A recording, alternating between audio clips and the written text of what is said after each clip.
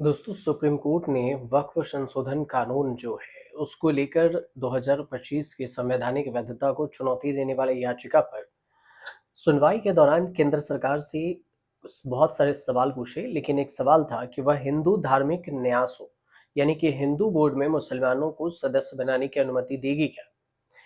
CGI जो संजीव खन्ना है और संजय कुमार, न्यायमूर्ति केवी विश्वनाथन की पीठ थी, इन्होंने केंद्र सरकार से ये सवाल पूछ लिया। ऐसे में आपके मन में ये सवाल जरूर उठ रहा होगा कि आखिर ये हिंदू बोर्ड क्या है।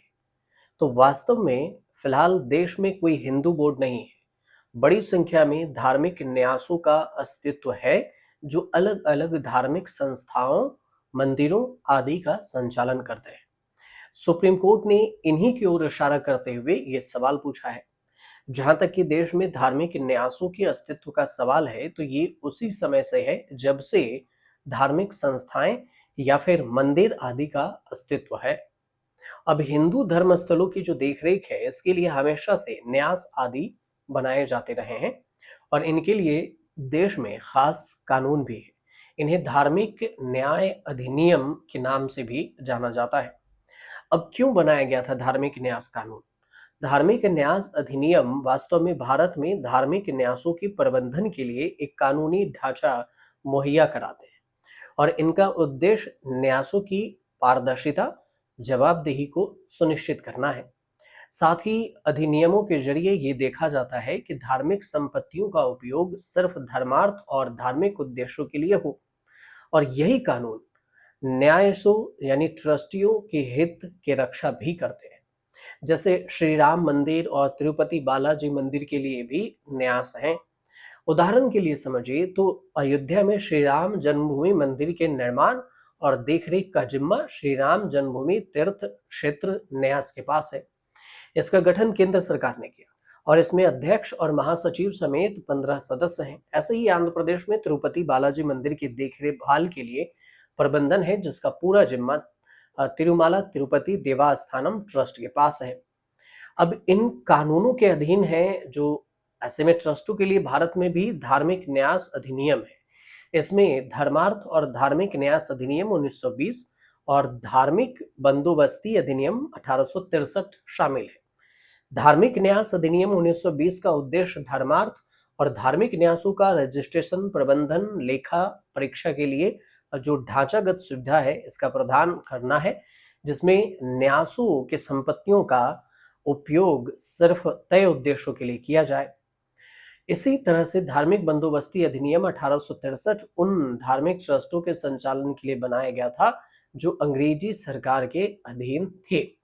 अब राज्यों के पास जो अपना अगर देखें धार्मिक न्यास के, तो इनके अलावा अलग अलग न्यासों में विशेष धार्मिक न्यास कानून भी है जो संबंधित राज्य में धार्मिक न्यासों के प्रबंधन और संचालन की देखरेख करते हैं।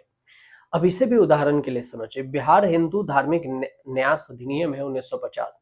ऐसे ही उत्तर प्रदेश में धार्मिक न्यास अधिनियम है जो धर्मार्थ और धार्मिक ट्रस्टों का प्रबंधन और नियंत्रण करता है। तमिलनाडु में तो सबसे ज्यादा हिंदू मंदिर सरकारी नियंत्रण में है और इनके प्रबंधन के लिए राज्य में हिंदू धार्मिक और धर्मार्थ बंदोबस्ती विभाग का नाम अलग से पूरा विभाग भी है। यहाँ तक कि तिरुपति बालाजी मंदिर का संचालन करने वाली संस्था तिरुमाला तिरुपति देवस्थानम आंध्र प्रदेश सरकार के नियंत्रण में। इन राज्यों में भी मंदिरों के लिए कानून है। जैसे साल 2011 के जनगणना को अगर देखें तो देश में 30 लाख पूजा स्थल है। इनमें से हिंदू मंदिरों की संख्या ज्यादा है और जिन राज्यों में मंदिरों के प्रबंधन के लिए विशेष कानून है उनमें बिहार है, यूपी है, तमिलनाडु है, तेलंगाना है, केरल है, आंध्र प्रदेश है, महाराष्ट्र है, उड़ीसा है, हिमाचल प्रदेश है, मध्य प्रदेश और राजस्थान शामिल है। कई राज्यों में खास संस्थानों के लिए कानून भी है। जैसे जम्मू में कटरा में स्थित वैष्णो देवी माता मंदिर 1988 में जम्मू और कश्मीर श्री माता जो वैष्णो देवी है श्री देवी श्राइन अधिनियम संचालित करता है।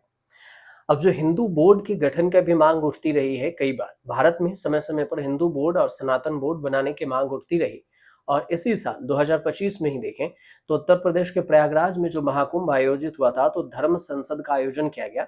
27 जनवरी 2025 को आयोजित धर्म संसद में देश भर के साधु संत आए और इस धर्म में कई बार चर्चा के साथ प्रधानमंत्री मोदी से सनातन बोर्ड के गठन की भी मांग की गई। प्रयागराज में जो आयोजित धर्म संसद हुआ, सनातन बोर्ड गठित करने का प्रस्ताव भी पास किया गया था और इसके बोर्ड में ये कहा गया था कि इसे हिंदू अधिनियम 2025 के नाम से जाना जाएगा। ये भी है कि सनातन हिंदू बोर्ड एक स्वतंत्र निकाय के रूप में स्थापित किया जाएगा। धर्म संसद में शामिल सभी धर्माचार्यों ने इसी प्रस्ताव पर हस्ताक्षर भी किया। अब धार्मिक न्याय अधिनियम के जरिए हिंदू मंदिरों पर सरकार के नियंत्रण के खिलाफ भी समय समय पर आवाज उठती रही।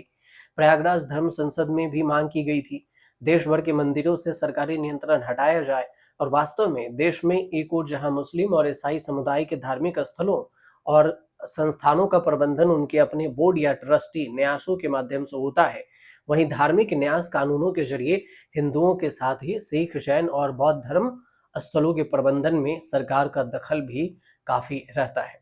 तो ये कुल मिलाकर हिंदू बोर्ड जो है, इस बोर्ड की चर्चा थी और इस वजह से हमें इतनी चीजें आपको जानकारी देनी पड़ी। आपको जानकारी कैसे लगी हमें कमेंट कर जरूर बताइएगा। अच्छी लगे हो तो चैनल से जुड़िए, सब्सक्राइब कीजिए, शेयर कीजिए, कमेंट जरूर कीजिएगा।